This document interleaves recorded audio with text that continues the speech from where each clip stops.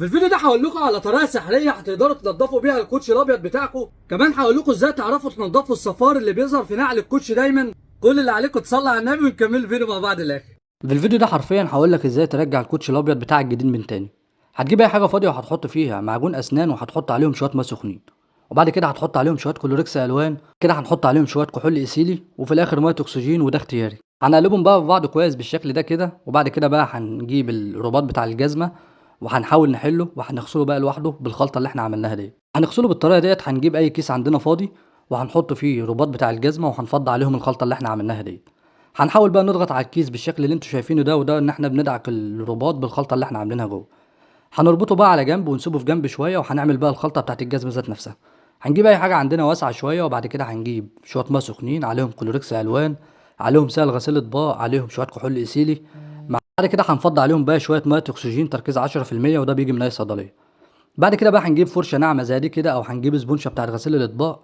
هنقلب الخلطه اللي احنا عملناها ديت في بعض كويس، وهنبدا بقى ناخد بالفرشه من الخلطه اللي احنا عملناها ديت، وهنبدا بقى ندعك الكوتشي بتاعنا من بره ومن عند النعل ومن كل حته موجوده في الكوتشي. عايز اقول لك ان الخلطه ديت فعلا هتفور اي اتساخ موجود عندك في الكوتشي الابيض او اي كوتشي عموما يعني. اهم حاجه الفرشه اللي احنا هنستخدمها تكون ناعمه عشان ما تخربش او تجرح الكوتشي.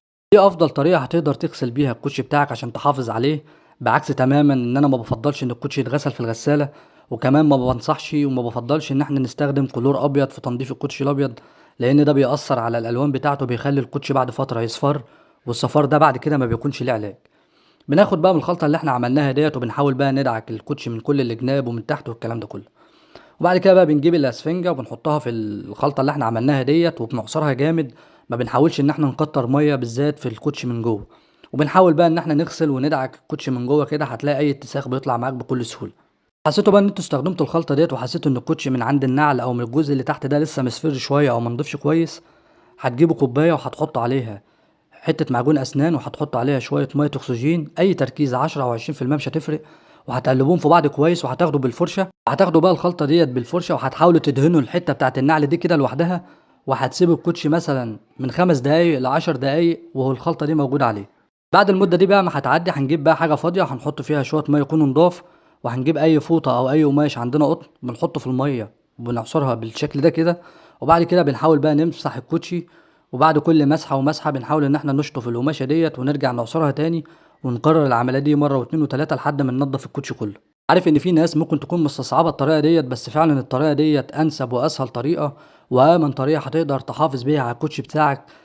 كمان خصوصا لو الكوتشي بتاعك انت براند او جايبه غالي، فده افضل بكتير من ان انت تغسله في الغساله، لان انت كده هتطول العمر الافتراضي بتاعه، وهتخلي دايما فعلا ان الكوتشي معاك دايما في كل لبسه تحس ان هو جديد، وفي كل مره تحس ان الكوتشي البياض بتاعه ناصع من غير ما هنأثر على الالوان بتاعته، من غير ما هيصفر منك.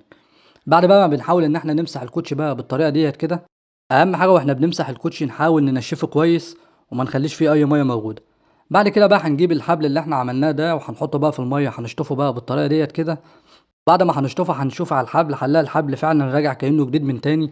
وانا ما بنصحش استخدام اي مبيضات ولا كلور ابيض ولا الكلام ده كله. وادي شكل الحبل اهوت زي ما انتوا شايفين، راجع كأنه لسه جديد من تاني. زي ما انتوا شايفين اهوت شكل الكوتشي بعد ما غسلناه ونضفناه، وده الفرق ما بين الفردة اللي اتغسلت والفردة اللي لسه ما اتغسلتش. اخر حاجة بقى ودي حاجة مهمة جدا، ان احنا نحاول ننشف الكوتشي كويس بأي استشوار موجود عندنا، او نحطه في الشمس مباشر، وده عشان ما يصفرش مننا تاني. وادي شكل الكوتشي اهوت بعد ما خلص. ما تنساش بقى تعمل لايك وشير للفيديو ده عشان غيرك يستفيد.